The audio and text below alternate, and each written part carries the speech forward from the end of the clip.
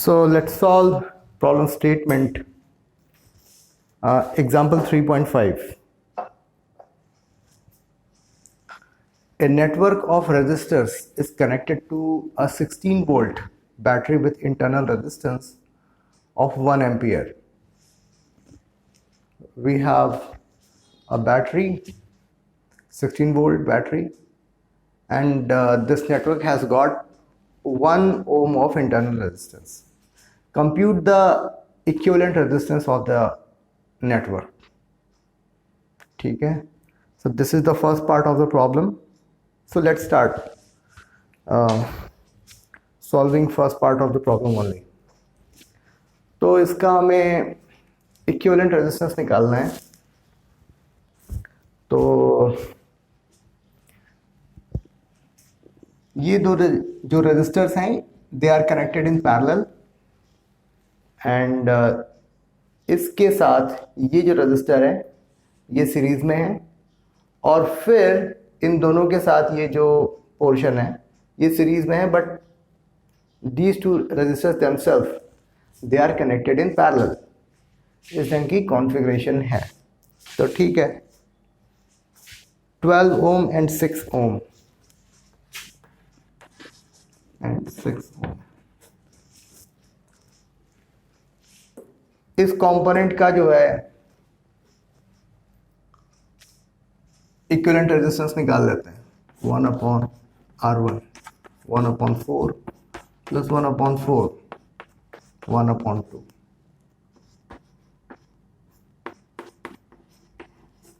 Okay, so the equivalent resistance would be like this: 2 ohm, 1 ohm. इनका भी equivalent resistance ने find out कर लेता है.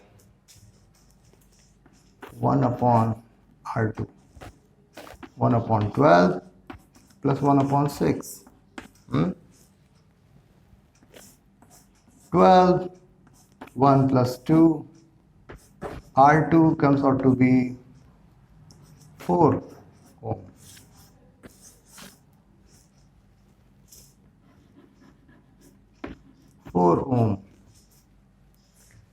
And this one is our internal resistance, और ये हमारी बैटरी हो गई. इसका इक्विवेलेंट कॉन्फ़िगरेशन हमने यहाँ पर डिफाइन कर दिया.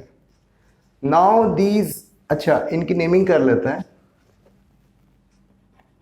A B,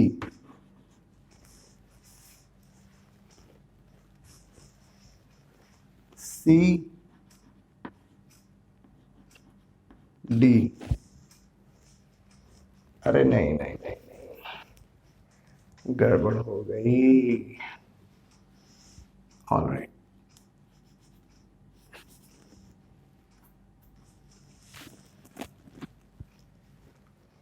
correct. This one is C and this one is D. ठीक है, A, B, C, D, and this one is 16 volt. ये पॉजिटिव टर्मिनल इधर है तो हमारी करंट यूं फ्लो होगी. All right, so let's find equivalent resistance. They are connected in series, so equivalent resistance would be 4 plus 2 plus 1. So R network would be 7 ohm. ठीक है, we are not considering this internal resistance. ठीक है, तो वो internally जो है वो 1 ohm है, लेकिन नेटवर्क का जो हमारा इक्विवेलेंट रेजिस्टेंस आएगा वो it comes out to be 7 ohm. ठीक है, so this way we have completed first part of the problem. Obtain the current in each resistor. तो आपको ये समझना होगा कि पहले हम आई की वैल्यू फाइंड आउट करेंगे और जो सीरीज कंपोनेंट है उसमें सब में वही करंट फ्लो होगी। ठीक, तो थोड़ा सा मैं पोर्शन, क्योंकि as we are solving second part of the problem, तो पहले पार्ट वाले को मैं इरेज कर लेता हूँ। तो पहले ये आई की वैल्यू फाइंड आउट कर लेते हैं।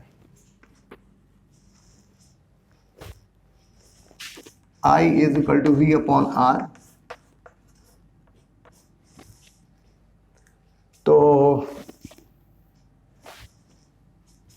This is 16 volt divided by 7 plus 1. What is 1? It is internal resistance that we will have to consider. 2 ampere. ठीक है, तो यानी हमने 2 एम्पियर फाइंड आउट कर लिया। अभी हमें 2 एम्पियर यहाँ इसमें फ्लो करेगा, 2 एम्पियर इधर फ्लो करेगा, 2 एम्पियर इधर फ्लो करेगा। ठीक है, बट ये तो इसका इक्विवेलेंट डायग्राम है ना, जो कि जिसको हमने कंसेप्चुलाइज किया है, but this is not the real picture.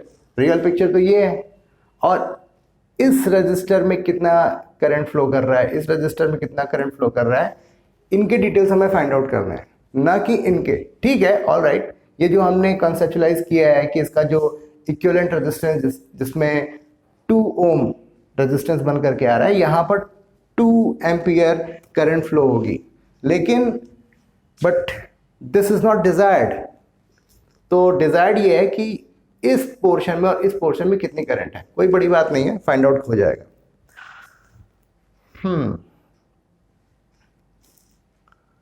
तो अभी मान लिया अगर ये आई है तो ये I1 होगा और ये I2 होगा।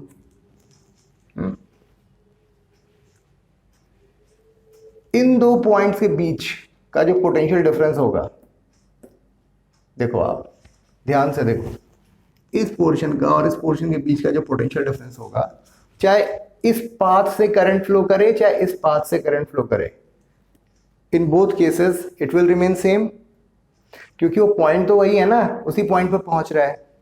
तो इसका मतलब हुआ I1 इंटू 4 और I2 into 4 would be equal to each other, क्योंकि इन दो पॉइंट के बीच का पोटेंशियल ड्रॉप क्या होगा, I1 इंटू 4, और इन दो पॉइंट के बीच का पोटेंशियल ड्रॉप क्या होगा, I2 इंटू 4। ठीक है, तो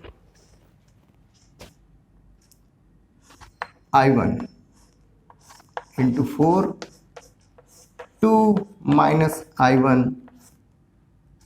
into 4, 4 gets cancelled, 2I1 is equal to 2। तो I1 की वैल्यू क्या आई, 1 एम्पियर, और अगर I1 की वैल्यू 1 एम्पियर है तो I2 की वैल्यू भी क्या होगी, 2 माइनस 1 यानी कि 1 एम्पियर।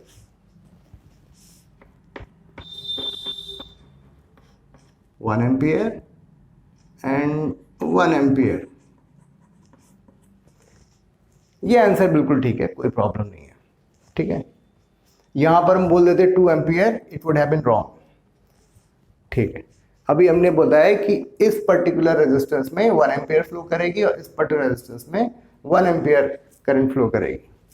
अब यहां पर ये दोनों मिलते हैं, I1 और I2, and again it becomes 2 ampere current. ठीक है, यहां पर भी हमारे 2 एम्पियर करंट फ्लो होगी। पॉइंट बी और सी के बीच में, हाँ, पॉइंट बी और सी के बीच में जो करंट फ्लो हो रही है वो 2 एम्पियर हो रही है। अब फिर से सेम कॉन्सेप्ट को हम लोग यहां पर फिर यूज करेंगे। सी और डी के बीच में जो पोटेंशियल ड्रॉप होगा, इस पाथ से जो करंट जाएगी वहां पर भी उतना ही ड्रॉप होगा जितना कि इस पाथ से ड्रॉप होगा। ठीक है, तो सेम कॉन्सेप्ट हम लोग फिर से लगा देते हैं। ये इस पोर्शन को मैं इरेज कर देता हूँ। आई होप आपको सारी चीजें समझ में आ रही होंगी। तो यहां पर 2 एम्पियर तो आ चुका है। मान लिया ये I3 है और ये I4 है, तो I3 इंटू 12 ये पोटेंशियल ड्रॉप होगा, which will be equal to 2 minus I3 into 6। ये कैंसिल हुआ। 2I3 is equal to 2 minus I3, यानी I3 की वैल्यू क्या हुई? 2/3। सही है। अब I4 की वैल्यू क्या होगी? I4 is nothing but 2 minus 2/3, यानी I3 यहां पर जो है 2/3 एम्पियर। ठीक है।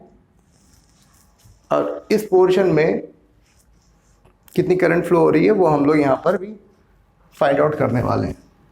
6 - 2 यानी 4/3।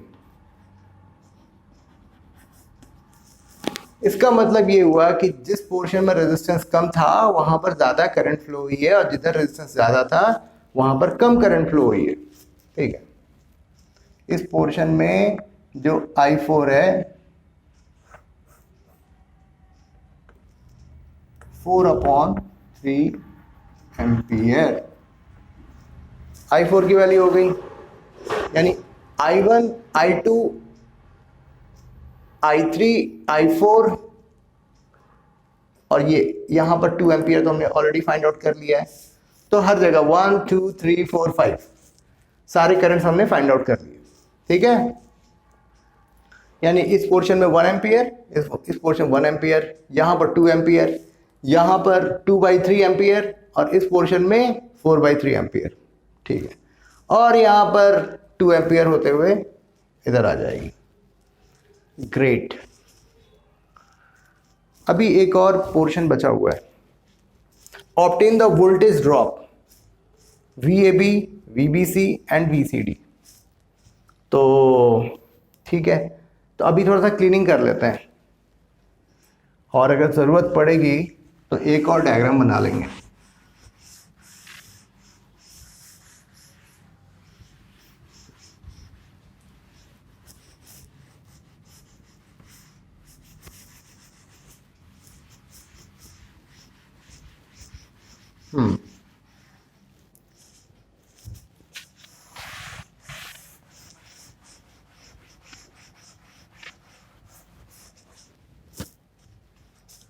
All right. Voltage drop VAB, तो VAB की वैल्यू फाइंड आउट करो। तो सिंपल है, चाहे इधर से कर लो चाहे इधर से कर लो, बात बराबर ही होगी। इन दो पॉइंट के बीच में जो ड्रॉप होगा वो सेम होगा, यानी कि 4 वोल्ट। VAB की वैल्यू फाइंड आउट हो गई। 4 × 1 4 × 1। Potential drop between B and C, VBC. It will be 1 × 2 volt. Now we need to find the drop, potential drop between C and D. VCD. 2/3 multiplied by 12,